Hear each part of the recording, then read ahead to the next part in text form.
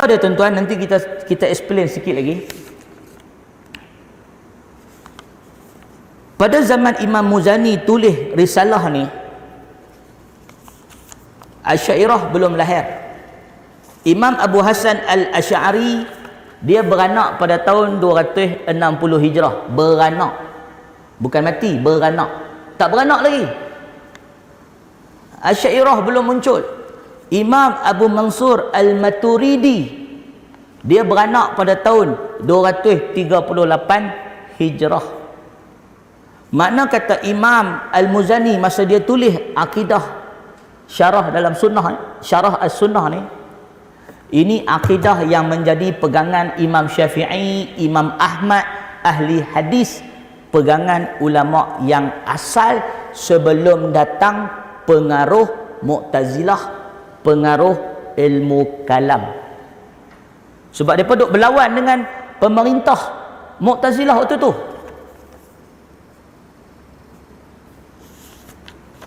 Manakala kemunculan Asy'ariyah, mereka ini golongan yang mendamaikan. Dia mendamaikan Mu'tazilah, mendamaikan ahli sunnah. Itu dia Asy'ariyah. Kalau tuan-tuan tanya saya, Asy'ariyah ni adakah ahli sunnah? Kita jawab, dari sudut sejarah, sebelum muncul Asy'ariyah, sebelum muncul Maturidiyah, Imam Abu Mansur beranak 238, Imam Abu Hasan beranak 260. Beranak. Sebelum mereka dua orang ni beranak lagi, ulama Islam sudah ada akidah ahli sunnah wal jamaah. Sudah ada pegangan i'tiqad yang lengkap. Imam Ahmad, Imam Syafi'i, Imam Malik, Imam Abu Hanifah, Imam hadis, sudah ada pegangan. Dan pegangan itu antaranya ditulis dalam buku ni, Syarah Sunnah. Habis Asy'ariyah Maturidiyah bawa benda apa? Cuma macam saya sebut tadi, pegangan asli original yang dipegang oleh ulama sunnah, dia tidak mampu nak bersaing dengan ilmu falsafah. Dia tak mampu nak bersaing dengan kaedah falsafah waktu tu yang menyerang umat Islam dengan bersoalan macam mana, kalau begitu bagaimana, summa kaifa wa limaza wa maza. Dia tak mampu nak jawab.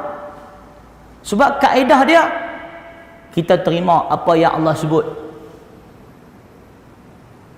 Dalam hadis Nabi disebut bahawa Allah tabaraka wa ta'ala yunazzilu tabaraka wa ta'ala ila samai dunya.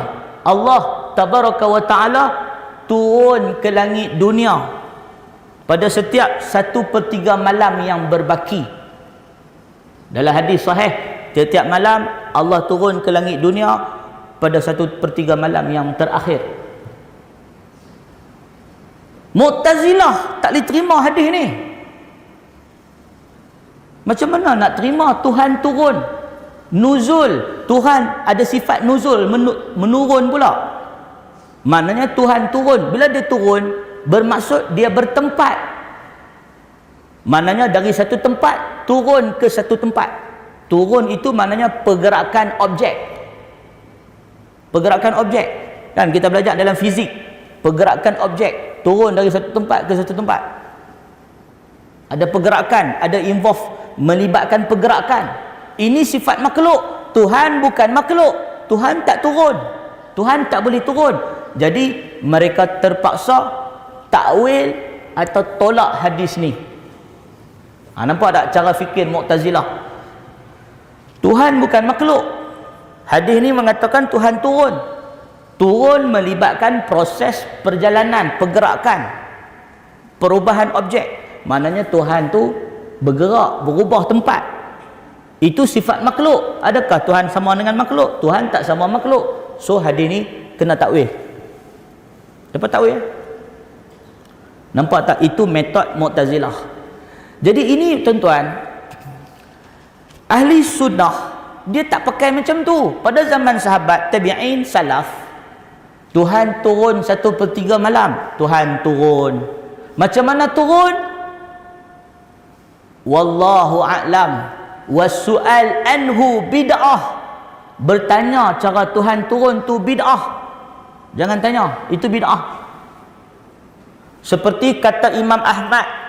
Orang tanya Imam Ahmad, Quran makhluk atau kalam Allah? Kata Imam Ahmad, Quran kalam Allah. Ni bacaan Quran. Kita dah baca Quran kan? Suara yang keluar ni, Qul huwallahu ahad. Ni bacaan Quran kita ni makhluk ke kalam Allah? Kata Imam Ahmad, bertanya soalan ni bid'ah. Tanya pun tak boleh, bid'ah.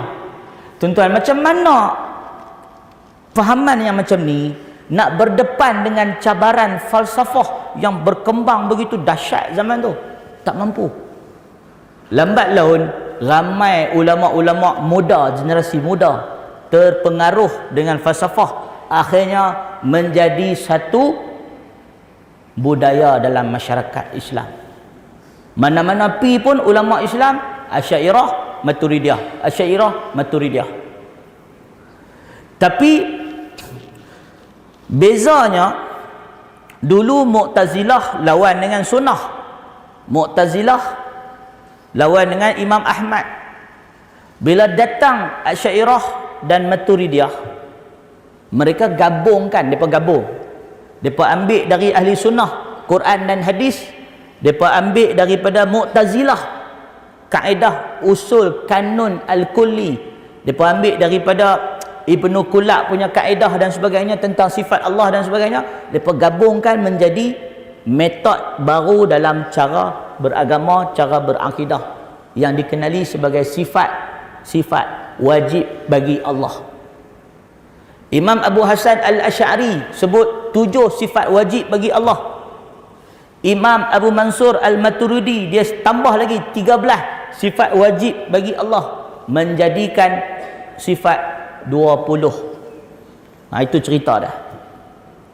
Jadi nak sebut kata sifat 20 dan sebagainya muncul hasil daripada gabungan sunnah dan Mu'tazilah, pi gabung sekali. Jadi kalau tanya saya, adakah Asy'ariyah ni sunnah? Kita kata Asy'ariyah ni dia ada yang sunnah, ada yang bid'ah. Sebab dia pun rojak, dia rojak. Itu yang dibuat oleh Imam Abu Hasan Al-Asy'ari dan Abu Mansur Maturidi. Dia gabungkan hadis dengan akal, jadi rojak. Contoh dalam masalah kalam Allah, Asy'ariyah berpendapat Al-Quran yang dibaca lafaznya makhluk, lafaznya makhluk.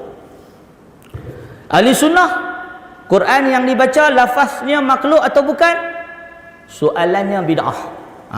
Itu ahli sunnah, soalan itu bid'ah, tak jawab langsung. Nampak tak? Jadi itulah bezanya di antara Asy'ariyah dengan ahli sunnah yang dipegang oleh imam-imam yang awal. Jadi akidah yang kita baca ni akidah ahli sunnah yang original. Sebelum mai pengaruh Mu'tazilah, sebelum mai Asy'ariyah, Maturidiyah mempengaruhi pemikiran ulama-ulama Islam.